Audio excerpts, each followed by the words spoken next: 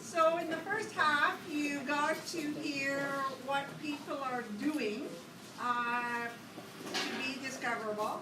But in the second half, you're going to see through the authors that there are all sorts of other techniques and things that they're doing. Manjit's going to be the one who facilitates that. And when that is over, the tables here at the back, the authors are there with books to sell the books, if at all possible. I think they would make great gifts for the politicians to give to people. Start your library now. Brag that you have local authors. So I'm going to introduce her from her text that she's provided. I do know Manjit, as I said, from last year already. She's a high school teacher and she has hosted Multicultural Radio. She's the co-author of Walking Through and Other Stories, and I'm going to have her introduce her two other co-authors. It was her debut publication, which was short stories, and hers was called Buckets of Wonderment. An earlier version of Buckets of Wonderment placed as a finalist in the 2016 Open Season Award for Fiction in the Malahat Review. She has been interviewed by CBC Radio's Here and Now as her she was the representative for co-authors. And it was the CBC's book club that launched the book. So I will turn over to her at this point and let her. Thank you very much, Angie. And I'm going to invite all the panelists to come on up with me. We'll move this podium out of the way so you can see them. So may I please have Cryssa and Rick and Geoff, all my panelists come on up, please, and have a seat.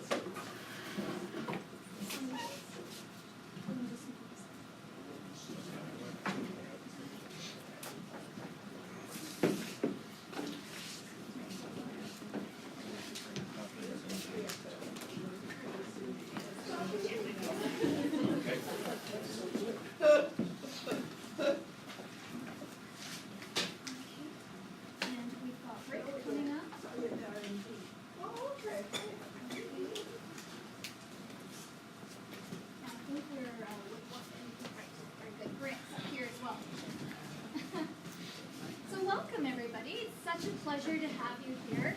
You know, Saturdays are quite precious. I'm sure the weekends are precious for everyone. The fact that you made time for us today means much to us.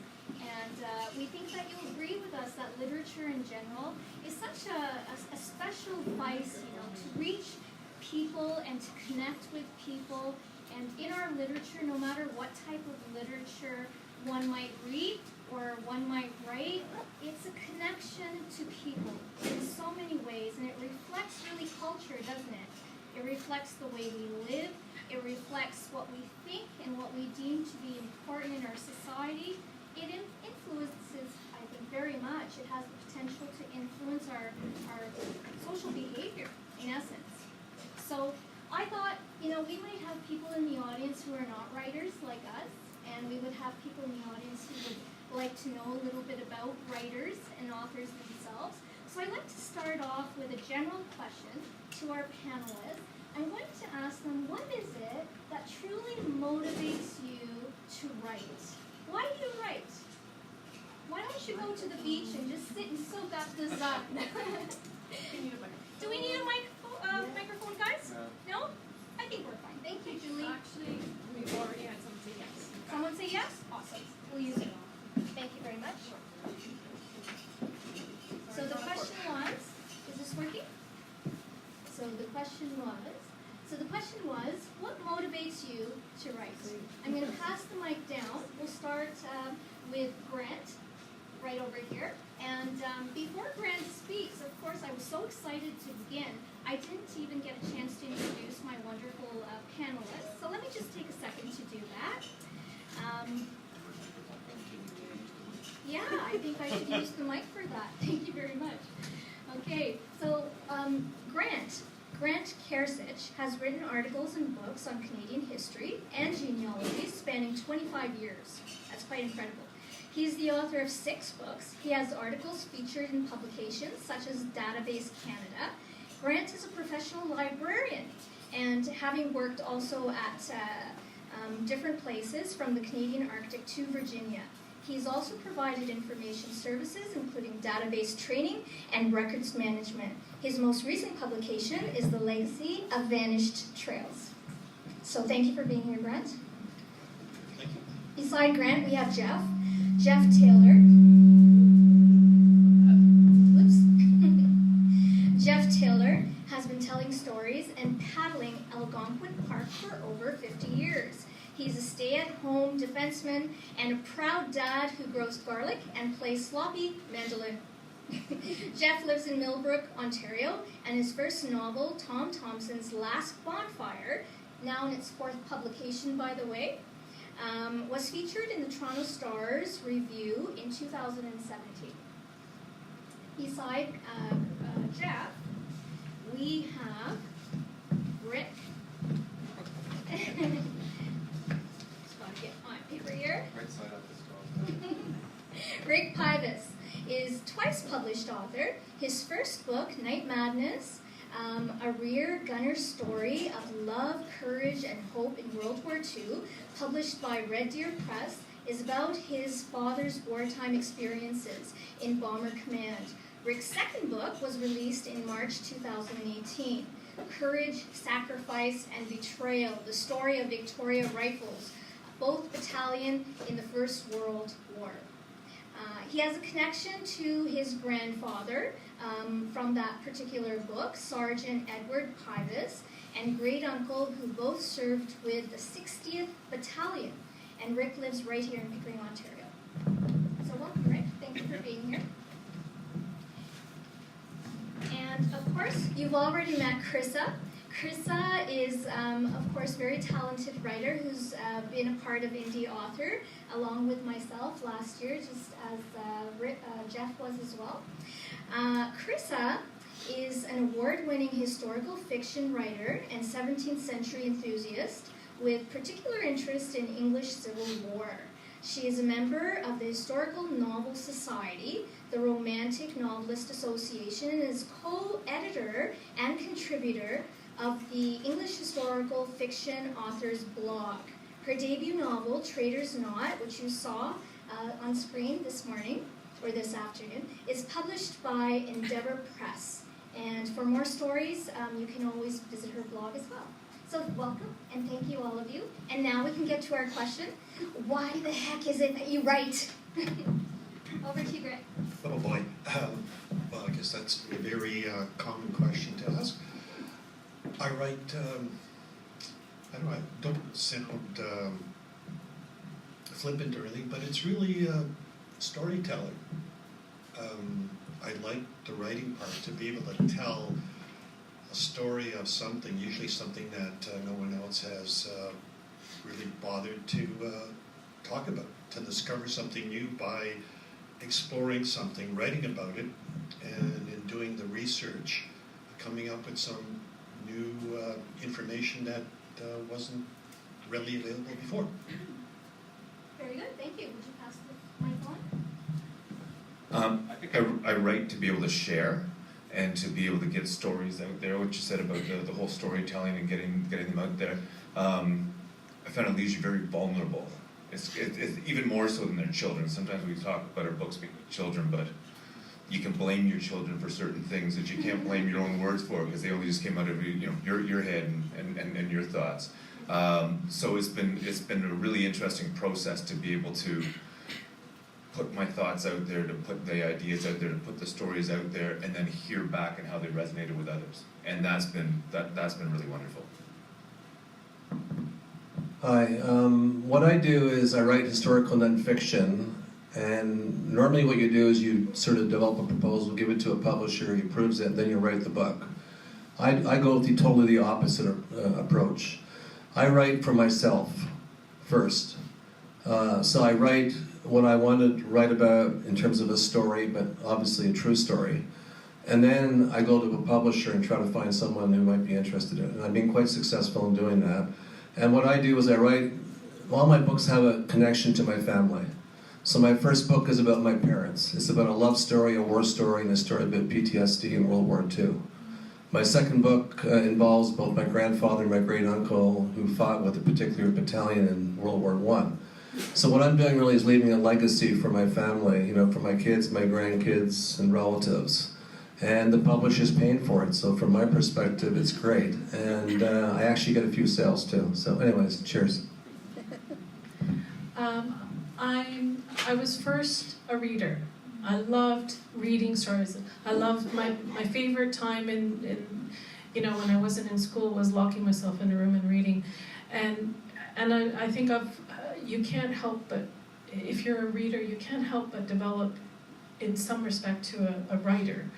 Or at least you have to start from somewhere. It's the storytelling, it's losing yourself in a world. And I write the stories that I want to read and reread. So to an extent, I'm writing for myself, but I'm writing for readers like me. And it's such a wonderful feeling when you connect with people who've read your words and, you know, they say, I couldn't put it down. And because that's what I want. I want to be lost in a world and feel really connected to the characters long after I finish the book. Does possibly that cordless mic work, Julie? Might we have access to it as well? I think it's, do you see a mic over there? Yeah. Is it connected? I think it might be more efficient for us to, yeah.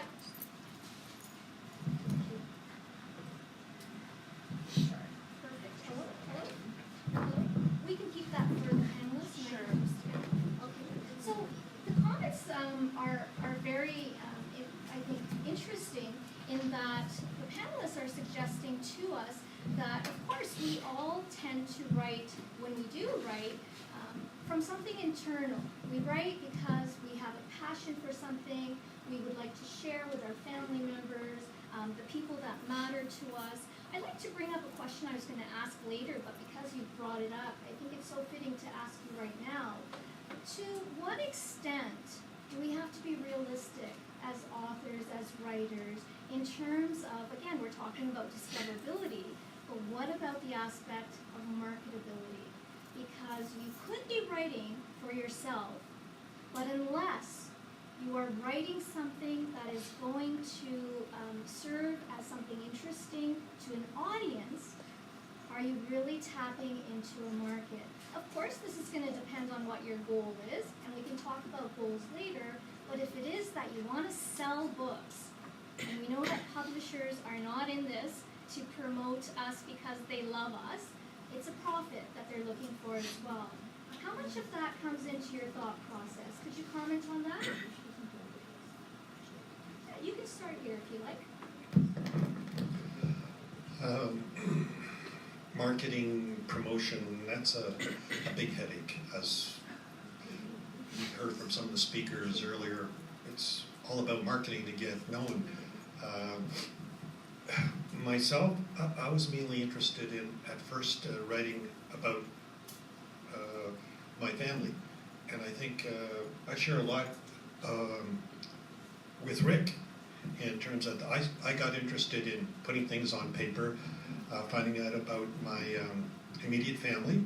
So my first few books were really about family and community, so they were genealogically oriented. So I did really genealogy work.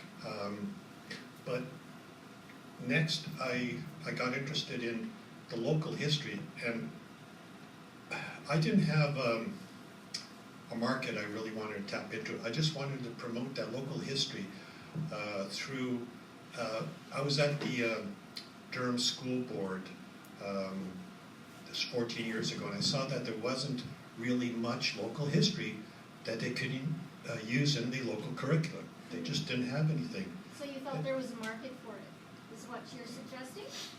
Yes, in the schools. My idea was basically put everything together and then just distribute it to the schools, and that's pretty much what I've done lately too. So it's really getting it out to the schools and not so much promoting it that much wider, though it'd be nice to get it to historical buffs and so on. But my main emphasis was in the schools, and if it caught on elsewhere, so much the better. So it wasn't really a profit motive, it was basically to get the information out there. Okay, very interesting. Does anybody else care to share a thought on this? Yeah, I do. I think what you said as a reader, you know when something is written is genuine. You know when something is written has some integrity and has some grit, and that's got to come from within. I don't know about you guys, I didn't get in this to be able to make a whole lot of money. I think if we wanted to make money, we'd be writing Harlequin romances and soft porn. I think that still makes some money in 2018. So to go at it as a story that's from within you and it's going to come out, and then, like everybody else up here, there's an audience that it finds traction with. My background actually is marketing and public relations, so even though I don't write necessarily to get a big audience, I do think about it a lot. So a good example is my latest book, Courage, Sacrifice, and Betrayal. I estimate there's about 100,000 living relatives of those 2,776 soldiers who fought with the battalion. So potentially there's a huge market out there. The question is, how do you get to it class effectively from a marketing perspective? But one of the things I think I mentioned to a few folks here I did was, when I was writing the book, I actually, through Ancestry, because all the soldiers are dead, I actually contacted 2,500 living relatives of the soldiers. That took me 5 months of personal emails. And what blew me away was I got 1,400 responses from people, a lot of them apologizing that they didn't have pictures or letters or personal recollections. And then I was able to put over 220 photos in my book. So I know right away there's a lot of people going to buy the book because their aunt or their uncle or their grandfather is in the book. Smart technique. And so I believe a lot in targeted marketing. And just one final thing, I'm doing a postcard campaign now. I'm actually sending out postcards to houses in Toronto and Montreal where specific soldiers left 100 years ago. And I actually tell the homeowner, Private so-and-so left your house, over 100 years ago. And he fought with the 60th Battalion, and obviously I have my cover on the other side of the postcard. So I'm hoping this might grab some people just in terms of local interest. So I really believe in targeting as much as possible rather than sort of a mass media campaign. Well, I think it's an interesting question because I'm looking at it from the perspective of writing. And I think when you're dealing with genre fiction, you really need to know who your market is. So, on one hand, people complain about, well, the publisher wants me to, it has to be within this box. And so, of course, that seems to be anti-creative. It's like you don't want to be in the box, you want to be outside the box. And I think when people first start, if they don't understand their box, and who are likely to be attracted to it, then it's going to be a little harder. But to find that audience. So there are people who, for example, historical fiction readers. Like if you don't read historical fiction and you want to write about it, it's really hard to understand what people expect from it. And they expect well-researched stories that are grounded in history. They don't want the history to just be like the backdrop. It has to be, so there's some requirements, and similar to romance, similar to crime fiction. So you got to respect the box. But where the creativity comes in is, going to the truth. Even in the past, we're talking about people. We're talking about people who lived, people who fought, people who, loved. And there is a certain truth that it transcends time. So it's a matter of balancing, I think, the marketing, understanding what your box is supposed to do and who your readers are who are looking for that box, and then still putting more of a creative spin on it. So it's a interesting juggling act because you don't want to be formulaic, and you could possibly be that way. But it's really understanding what readers are looking for, I think. Yeah, absolutely. I think you're going to have to pass that back because this isn't working. Thank you very much. Very interesting comments for sure, and specifically about the aspect of connecting to your readers. It brought to mind, actually, just this past, I think it was this past calendar year, there was an interesting short story. Maybe some of you who are readers of short stories might know about this. A short story called Cat Person. Has anybody heard of that before? No? It was published by the New Yorker magazine online as well, and it went viral. It was absolutely crazy, the number of passings it had from one person to another person. And one of the main reasons was because of that connection factor. It very much tapped into what was happening in the social climate, in the social environment right now. It touched on #MeToo, it touched on gender and sexism, and it did so at a time when it was very relevant, is very relevant right now to talk about. But I think we have to be careful to sort of catering to that on a regular basis, is what I'm hearing as well from the comments, because, you know, what is trending, if you will, today might not be trending tomorrow. So if you keep at the heart of it, what is it that connects to people? And ultimately, I believe in the comments, what I'm hearing from you folks is it's emotion. Emotion is what connects people to your writing. If you can tap onto a common emotion that helps them see the world in a way and helps them feel that, hey, you know what? I'm not the only one. That there's someone else that connects with me. We do an amazing job in that. But, you know, something you said earlier, writing is a lot of hard work, right? Many of us as novice writers, as new writers, we think that the hardest part is going to be writing that novel, writing that book, and then, oh, thank God it's over, the hard work's done, the publisher will take care of it now, but that is far from the truth. So my next question to you will be about how is it that you specifically market your book? What have you found to be the most successful process in marketing your book? Why don't we start on the other side this time? Okay. Sure. Thank you very much, Brett. So then I get the hard question first. That's great. I'm sorry. That's okay. No, it's a good question. And I mean, I really believe in the power of you need a platform. You definitely do, whether it's podcasting or blogging. And connecting with other communities is really important. I felt blog tours and review, linking in with bloggers who review books, I found is a really good way of generating a lot of interest. I subscribe to some of those bloggers because I'm interested in what they're recommending, and I've bought books because of that. So when my book came out, over, several months. It wasn't just like 1 month. It was like I connected with bloggers, I connected with blog tours, and got some good reviews out, and they were able to recommend it to readers who, it spreads that way. So I found that very useful. And it doesn't have to be an isolated thing. It can be over a period of time. Because fortunately these days with digital, with ebooks, it's on the shelf indefinitely until you take it down. Right.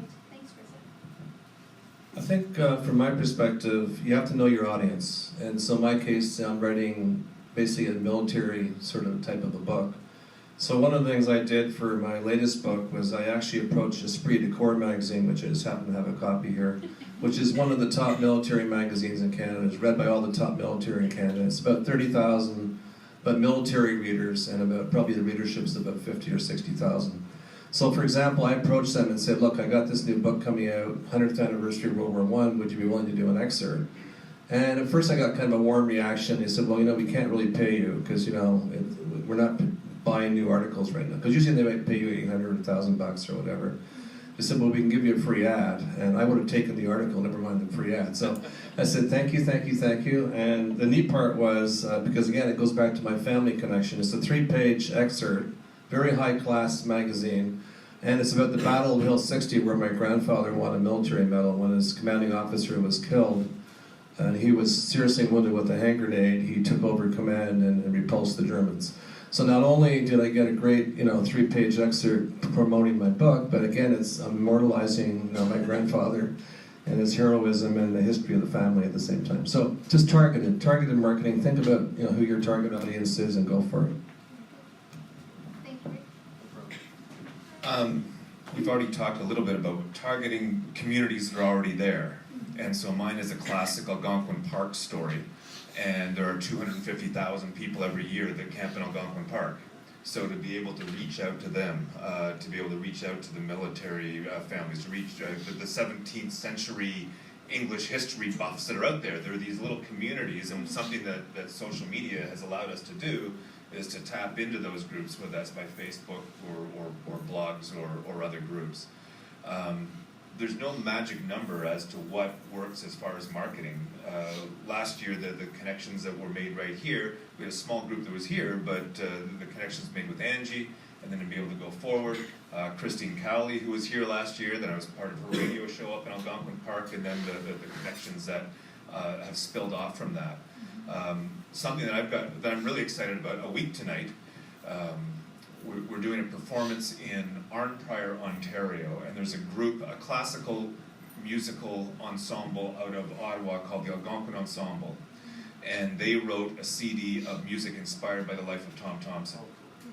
And it's all original 7-piece classical musicians from National Arts Center, and they reached out to me last winter, and I'm not even sure how they got it, but they read my book and they said, we've created this CD that we're telling the story through music, you're doing it with words, let's get together. That's awesome. We met at a coffee shop last March, and we are performing together next Saturday night in Arnprior, Ontario. It just sold out yesterday. We've sold out 160 tickets as of yesterday. We now have a waiting list. You can't get in even if you wanted to. And so this, and if it goes well, so what I'm doing a reading that goes along with every single one of their musical performances. And I don't know if this has happened before, where it's an author and a classical music ensemble, and then we're doing visuals behind this as well. That's incredible. And if it goes well, we're looking to tour it next year. And right across the province and potentially across the country. So you tap into these different groups, events like this, which are wonderful to be able to organize. You don't know kind of the spin-offs that are going to happen as a result of that. And you go out and you keep telling your story, Yeah. Well, I should say that I failed at marketing, though I tried.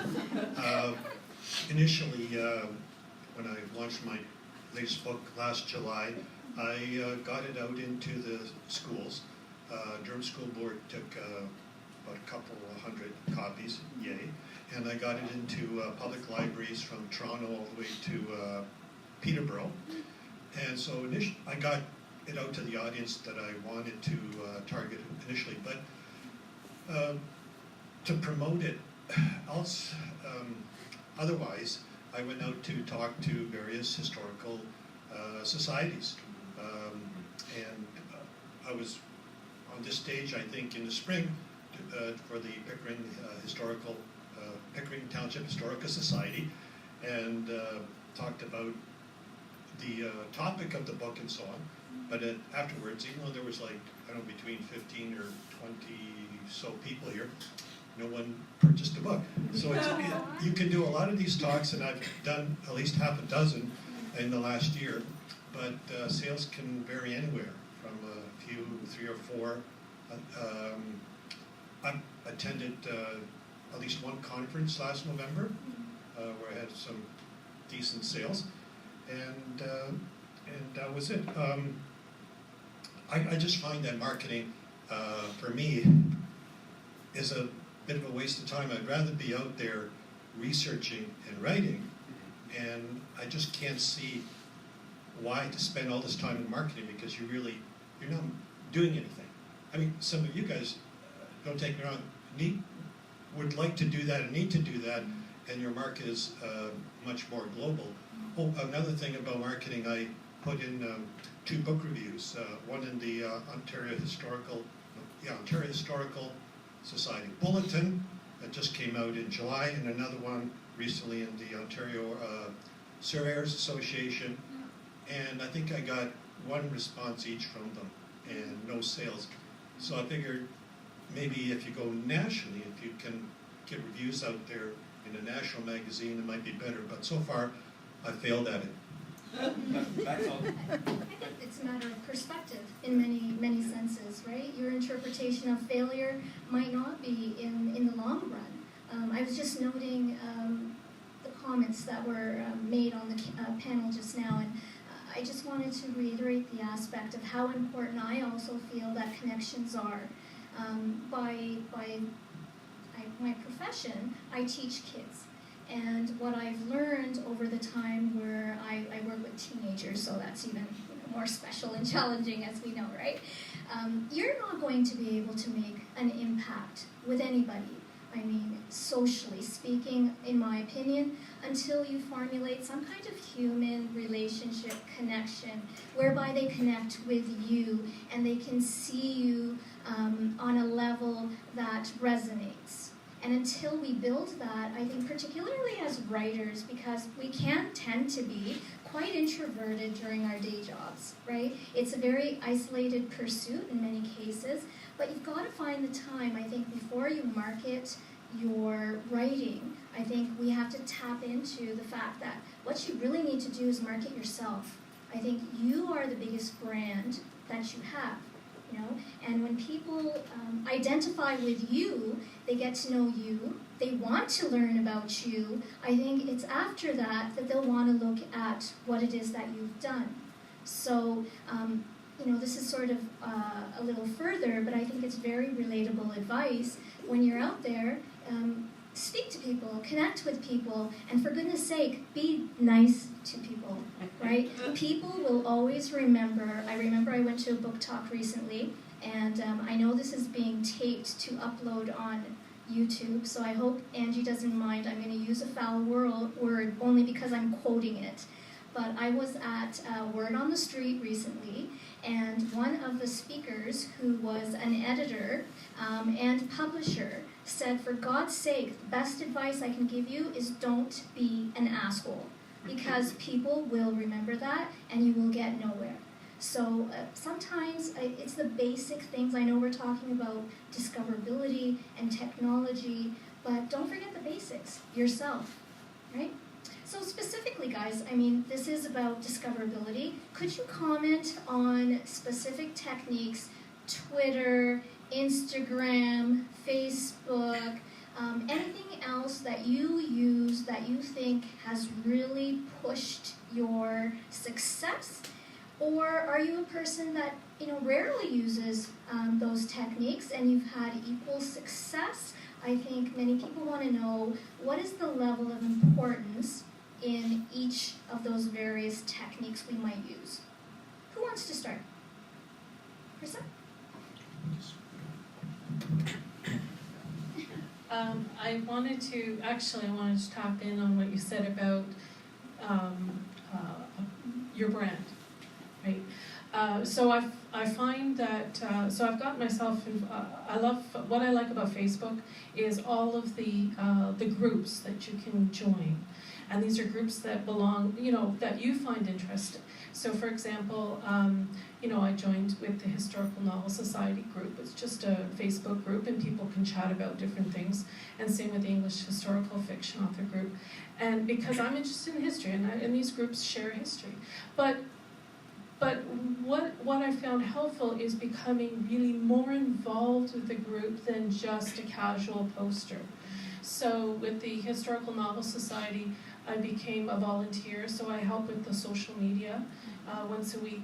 It's on Mondays happens to be my day, and I post what needs to be posted. And at the conference, I kind of help out there too. So giving of yourself in these really helps, because you're not just doing it for yourself. You're trying to help the group. And so for me, Facebook works really well. Twitter does actually help to a certain extent, but I find that I get more hits coming from Facebook, because people on Facebook are willing to spend a little bit more time reading what you're posting, versus Twitter, it's like you're limited, to 200 characters now? And, pictures seem to, pictures and short bits seem to be shared, but in terms of people, they'll share your stuff, but not necessarily are going to be taking the time to read the whole article. Right. I'm curious, how many people have a Facebook account in the audience? Okay, so I mean, right? Okay, go on. Thank you, Cryssa.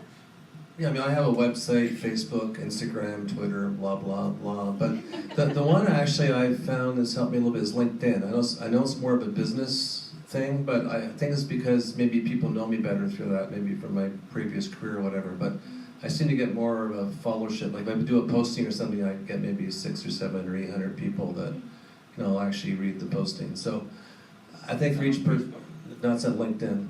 LinkedIn, yeah, and I only have 254 followers, so obviously, somehow it's getting out there. So I find that's one some people forget about LinkedIn, but it's not a bad one to use also. So I don't know. It's I think for each person, you each have your own. I do postings on Facebook, and I get 700 or 800, even though I have almost no friends. But anyways, that's no comments. You have us, Rick. You have us. I've got the website lastbonfire.com, which has generated a lot of interest, and also it's a great way. I ask people to get back in touch with me after they've read the book, Great. and I respond to every single one that gets back to me. It's always interesting when you write what resonates and It is. things that you didn't think at all were going to connect. That was the character that they connect with, the scene that they connect with. So I make sure that I respond to every single email that comes back, or Facebook response that comes back. I haven't done the Twitter, I haven't done the Instagram. I just think it's more rabbit holes that I don't want to run down. What's interesting with the Facebook that Cryssa mentioned too is that the groups that are already out there. So Friends of Algonquin Park have 20,000 followers that are already there. I've also tapped into a bunch of the fishing groups and outfitters and that are tie into the Tom Thompson story. The Art Gallery of Ontario, the national, and so you get one post that then gets reposted and seen by thousands of people, and just getting that out there. And that also allows you, I think, to become a bit of an expert in the field. It builds your credibility. What I was hearing this morning, whether it was podcasts or with some of the others, it's building your credibility as, why the hell should I read your story? What have you got to say? Great. Yeah. Absolutely. Thank you, Jeff. I don't think anyone's mentioned about using apps, on cell phone apps. And so I think I just want to mention a specific example where I tried to do something. My book is really about trails here in South Central Ontario, but they're obscure communication networks that existed in the past, and they don't exist anymore. So part of the reason the book is to kind of write it as a travel guide in a sense, so you could actually see where the trails were by going to those places today. And an app can generate quite easily out of that. And I explored the idea of creating a little app where you simply, you're at a certain place, you turn it on and you say, find me the closest trail to where I am. And the app simply just goes from your location and goes to the nearest trail you can, and it plots the route for it. Now, this is something that exists in other apps. The only kind of unique thing about my idea was that I could tailor it to my specific trail. So it would promote the book, but it would also be something that you could even sell on its own. So I went to the Skoogog band, did a presentation, and looking for funding. And they did approve, I think, somewhere between $3,000 to $4,000. But soon afterwards, they changed their funding formula, so we weren't able to take advantage of it. I did approach a couple of developers out there, one here in my hometown in Oshawa, and they wanted at least $5,000 to spend maybe a week working on it. That would just get you started, so there was no way of finding what the ultimate cost would be to develop a full app as I had envisioned. So we didn't do that. I did take an online course on building apps, and so I have a good idea of how to actually create this. I just haven't been able to put more time into it. There is a Trails app, a general one in the US, I think it's out from California, and you can add other trails on it. I just haven't taken the time to try to do it. So, but, I mean, this is a very specific case, but why not have apps to promote?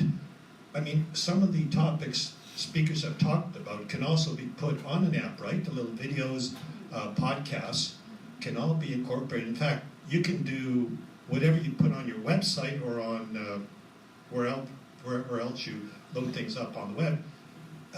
You just have to tweak it a little bit to make it adaptable for an app, and then you could have it another way of promoting things that way. Great. Thank you very much, Grant. All great ideas, and I think we are in a day and age where it's absolutely obvious that you cannot avoid technology in order to make a splash. You have to engage. And particularly with younger generation, if you want to tap into that market, you are going to have to become well-versed in using technology for sure.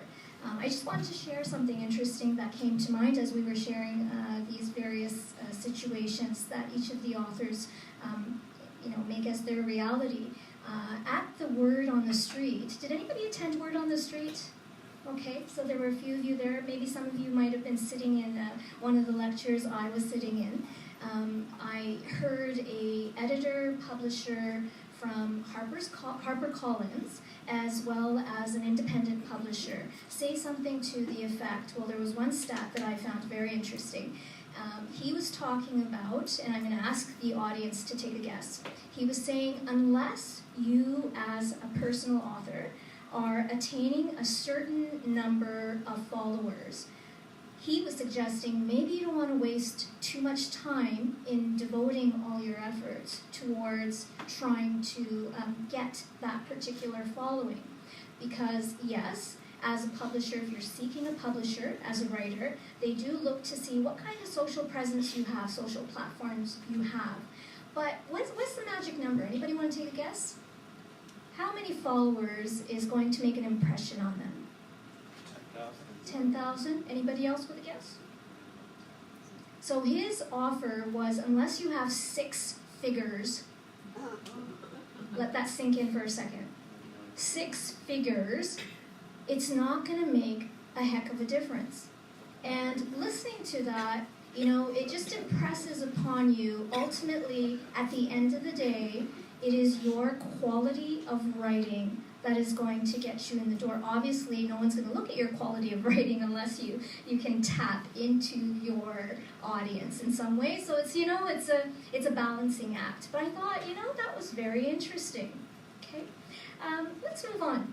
I thought that we would take a few moments to look at what are the specific challenges for you in particular at the point you are in your career right now that you could share with the audience, because I'm sure there are some members in the audience who would like to at some point pursue writing themselves. There are some people in the audience I know I met during break and before we started this morning who are writers themselves.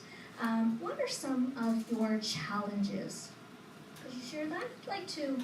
And perhaps with the answer, with your response, this is meant to be some advice to people who are in the audience who are pursuing writing themselves.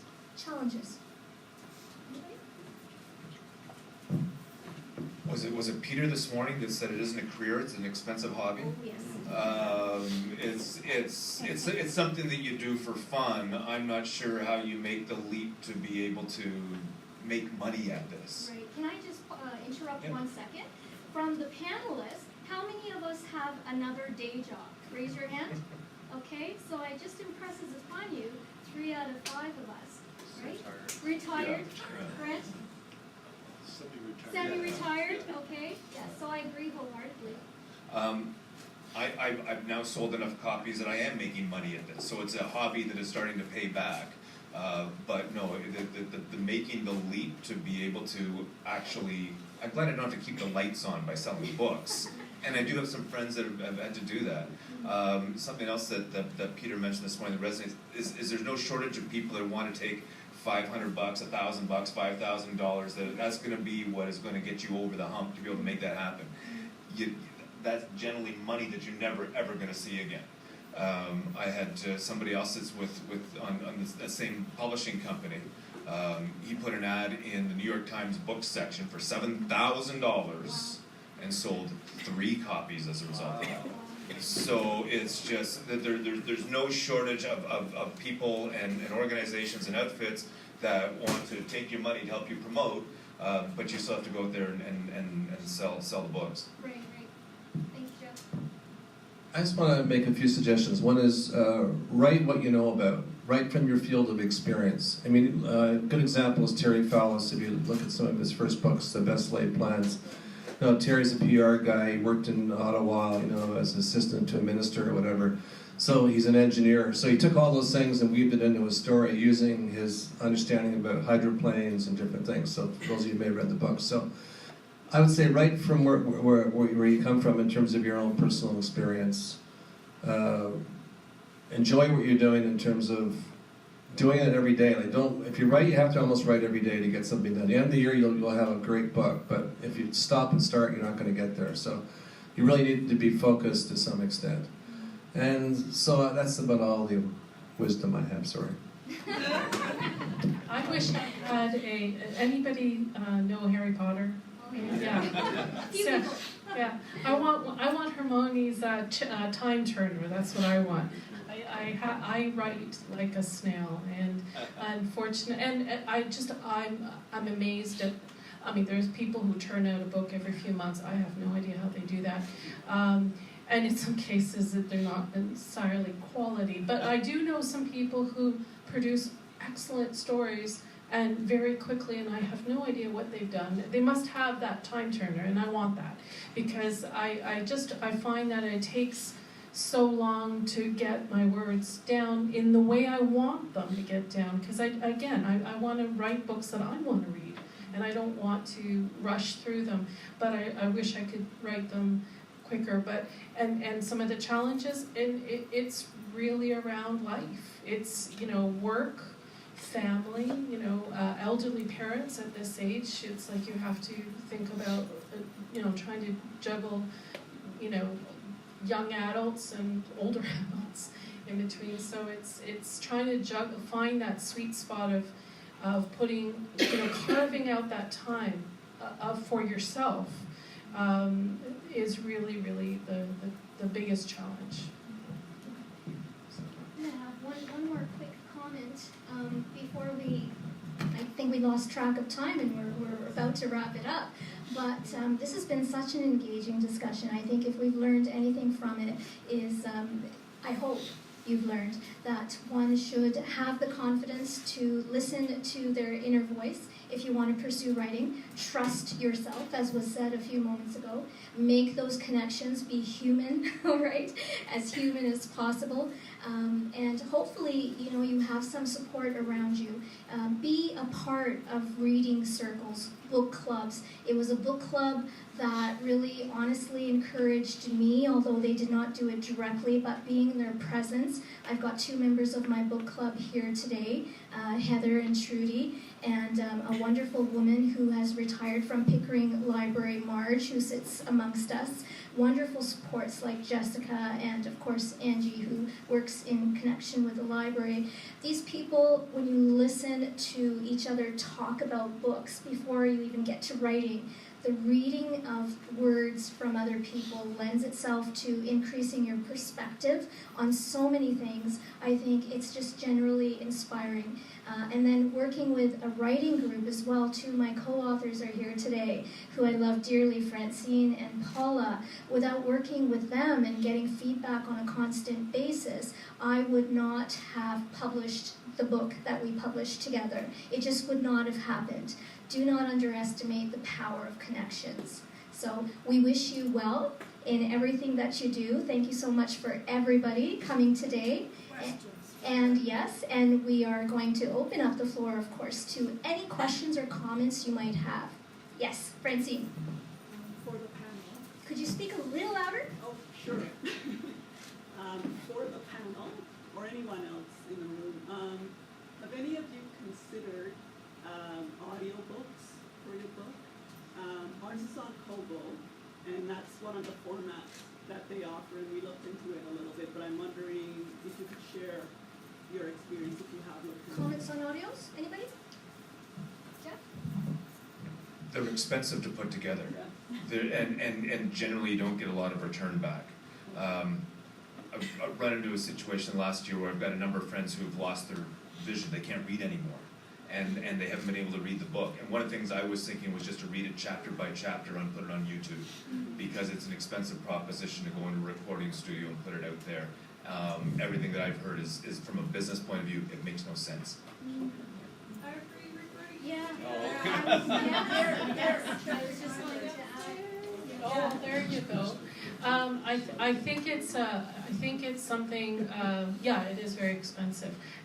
There is ACX or AXC or something like that. It's like an Audible, self-published Audible arm for audiobooks. I don't know how. What it is, it's like a profit sharing kind of thing. You get like 10% or 20% of. Like if you can either pay the artist up front, which is probably very expensive, or you could share for a 7-year period in the royalties. Because I think Amazon actually is part of this. So there's like an exclusivity. You get more royalties. I don't know how. That's something I've been wanting to look into, because I know a few people who've gone through that. And I'm not sure how successful they've been in terms of selling the books. I think audiobooks are really important. I've just started reading them thanks to the library system. It's a fantastic place to get them because they are expensive. And if you go for Audible, like the subscription, I think you pay about $14 a month or something. You only get one a month. So which is not an awful lot. So I think the library system is a great place to get audiobooks, and I'm very intrigued by it. So I'm curious to see if anyone else has had. Okay. Is there anybody else who wants to comment on that? No? Okay. Are there any other questions? Yes. Doesn't the CNIB read newspapers and things? Would you repeat that question? The CNIB, do they not have a system of reading newspapers? Are you able to answer? Jessica, are you able to answer that question on behalf of the library? We have for the CNIB, like the resources we get from there are the Daisy Reader books. Audible, I don't think we have any auditory newspapers, but that is something that is really cool, and all of them would be able to use one. Great, thank you for bringing that to our attention. Is there anybody else who has a question? Yes? First about YouTube, and just wondering if anyone's used YouTube, or if not, it's because the format we're dealing with is print, and maybe it would apply that it could be a good medium for things like the trailers or the short films. I don't know. I'm just wondering, because I actually opened a YouTube channel. I haven't used it for anything yet, and I have a Facebook, so I'm just wondering in terms of setting up. I understand you point out the advantages of having your own website and how you get to completely customize it and have freedom, but there's also expense and everything associated with that, and with upkeep and having, you're paying to server and all that. Whereas Facebook and YouTube, they're all, they're already in existence and are so powerful. So I'm just wondering about using a combination of those. Yeah, and before I pass the mic, I just wanted, it's too bad Jessica just stepped out. I want to thank Pickering Library for this year taking, oh there she is, Pickering Library. Thank you to Pickering Library, because this is the first year of Indie Author. This is our second year that Jessica is filming this, and she's going to upload it to YouTube. We know that the Toronto Public Library, with their immense resources, they've been doing this for years, and it allows for a connection again to millions of people potentially. And so if you would like to share any of the aspects of this talk today from beginning to end, it's going to be uploaded. Any comments on, has anybody used YouTube? Actually, for both my books, I've done sort of a YouTube video using actually PowerPoint and trying to get a little bit of animation into it. I haven't had huge viewership. I think like second book, I got about maybe 400 in the first few months it's been up there. But I think it's just one of many things you try to do. So I try to use every particular platform I can, and who knows, maybe someday it'll go viral, but not yet. I've done a few YouTube bits, and they've had some decent response. If you can get in with somebody else who has a YouTube channel, they're always looking for content. So a friend of mine, Kevin Callan, he's written 14, 15 canoe books and has the Whiskey Fireside Chats. And we sat down one night and we talked about my book, and then he put it out there, and I think it was seen by 20,000 people. So it's something that if you can connect with somebody who already has a presence, that's fantastic. Well, a friend of mine did a video of me talking about my topic of interest 5 years ago, and that was put up, but I haven't kept track of how much usage it got. Okay, if there are no other questions from the audience, there are. Jennifer, go ahead. Yeah, well, I've written my first children's book. Congratulations. Unpublished, so I'm looking for a publisher. Indie publishers here. Okay, very good. I'm Red Deer working Press with does a lot of kids It's books. a, you want? Red Deer Press. Yes, and you Red might. Deer Press does a lot of kids books. Sorry, I didn't catch Red that. Deer Press. Red Deer. Yeah. Red Deer Press. Okay, so thank you again, everybody, for coming out this afternoon. It's been such a pleasure sitting amongst you, chatting with you, and I'm going to pass the mic to Angie, who's going to do the conclusions for today. All right, I just wanted to thank Manjit as well for hosting this. And of course the panelists who did a super job covering a lot of territory. And I have to do a little plug because one of our sponsors is the Pine Ridge Arts Council. And on November the 1st is their juried art show. And it's at the McLean Center. It's a recreation center. And I'm going to be there because they had an emergency and I am the juror. So I'm excited to be involved because in the room are people like Susan Mundo who are multidisciplinary. We are not just authors, we are sometimes creators in many different ways. And so thank you so much, and that's it for now.